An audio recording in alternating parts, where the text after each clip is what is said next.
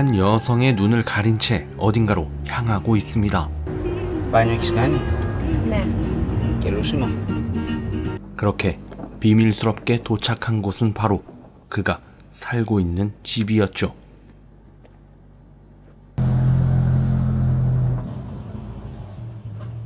그리곤 한 남자에게 데려온 여자를 만나게 하는데 바로 아들의 뜨밤을 위해 회사 직원을 데려온 것이었습니다. 그렇게 뜨밤을 보낸 경비원은 돈을 받고 다시 안대를 쓰며 집으로 돌아가게 되었죠. 사실 이들은 아빠를 제외한 모든 가족은 집 밖으로 절대 나갈 수 없었습니다. 그날 저녁 식사를 하기 위해 한자리에 모인 가족들.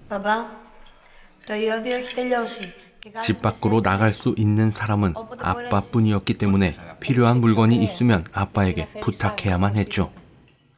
게다가 학교도 보내지 않고 아빠만의 방식대로 교육을 하고 있었습니다. 그리고 점수 제도까지 만들어 아빠가 만든 규칙 안에서 통제되게 만들었죠. 그렇게 스티커를 많이 획득한 아들이 비디오를 보자며 제안을 했고, 비디오를 보는 남매 중 둘째가 비디오에 나오는 말들을 그대로 따라하는 모습을 보니 수십 번 본 게 틀림없었죠. 회사에 출근한 아빠가 아들의 욕구를 위해 보안 직원과 또 한 번 약속을 잡게 되고,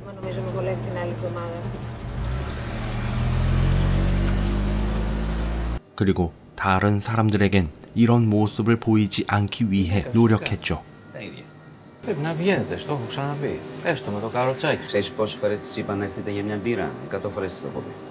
퇴근 후 필요한 물건을 구매한 아빠는 물건의 라벨을 모두 떼어 집 밖의 모든 것을 궁금해하지 않도록 차단했고, 오늘도 아들의 뜨밤을 위해 보안 직원을 데려가게 되었죠.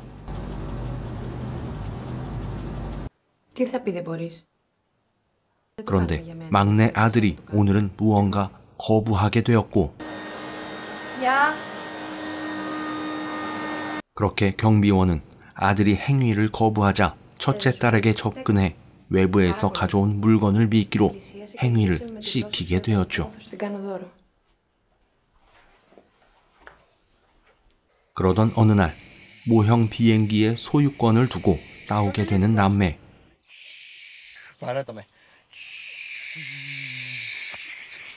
한바탕 몸싸움을 하더니 비행기를 문 밖으로 던져버리게 되었죠.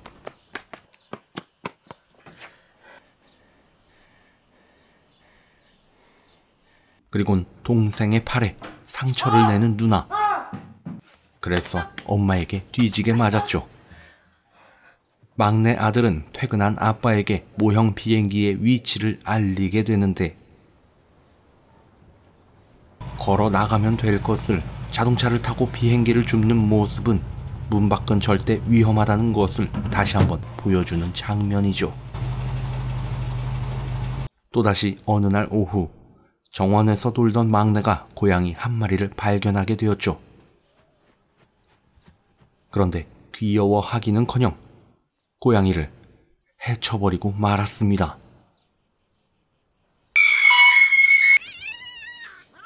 그리고 고양이 소식을 들은 아빠는 이번 기회에 또 다른 공포감을 심어주기로 했죠.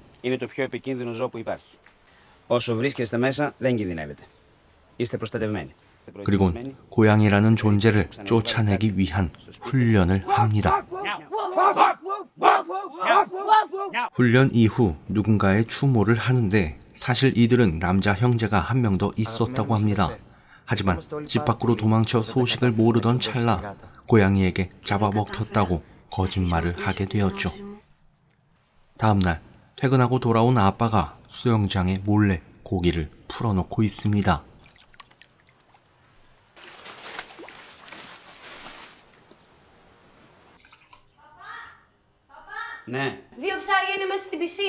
그리곤 딸이 발견하게 만들었고 아빠가 아니면 안 된다, 즉 아빠를 의지하게 만드는 장면이었죠.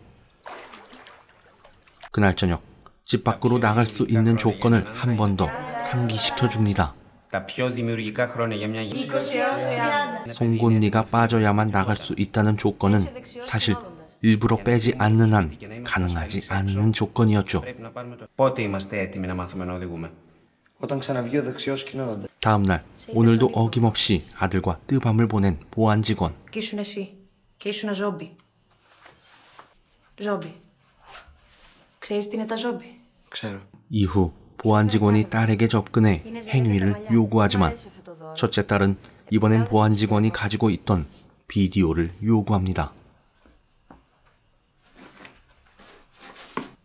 Αυτά θέλω. Αυτά δεν μπορώ να σου τα δώσω. 하지만 비디오는 안 된다고 하자 협박까지 하며 얻어내는데 성공했죠. άμα μάθει του σου γλύφω το πληκτρολόγιο.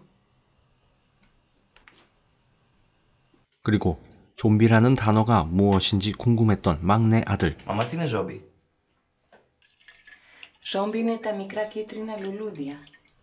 그날 새벽 의문의 소리에 잠에서 깨는 아빠. 그 소리는 첫째 딸이 비디오를 보는 소리였죠.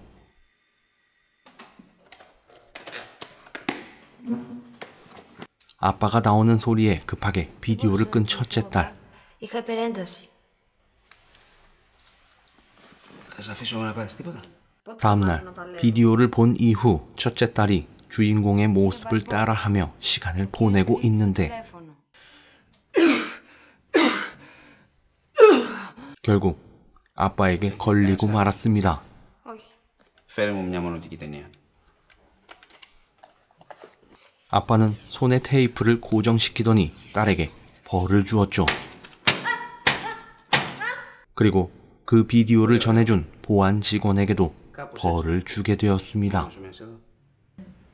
Αλλά στον τέταρτο μένουν οι γονείς μου.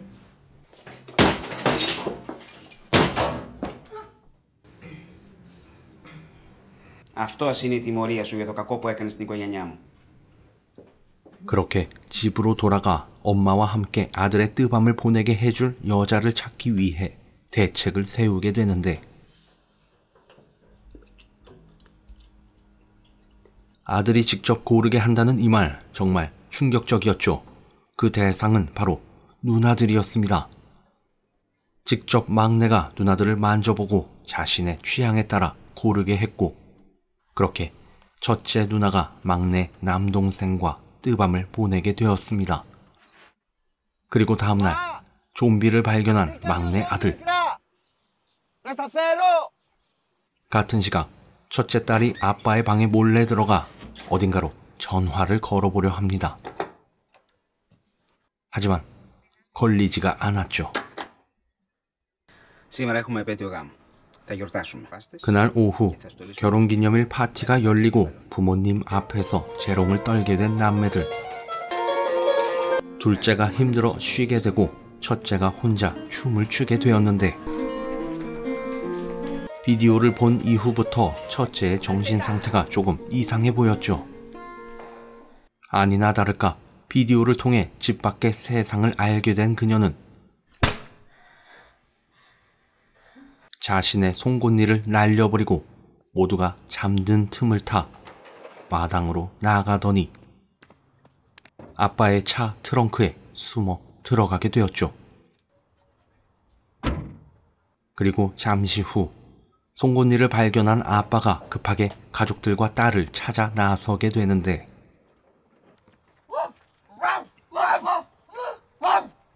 결국 숨어있는 딸은 찾지 못했습니다.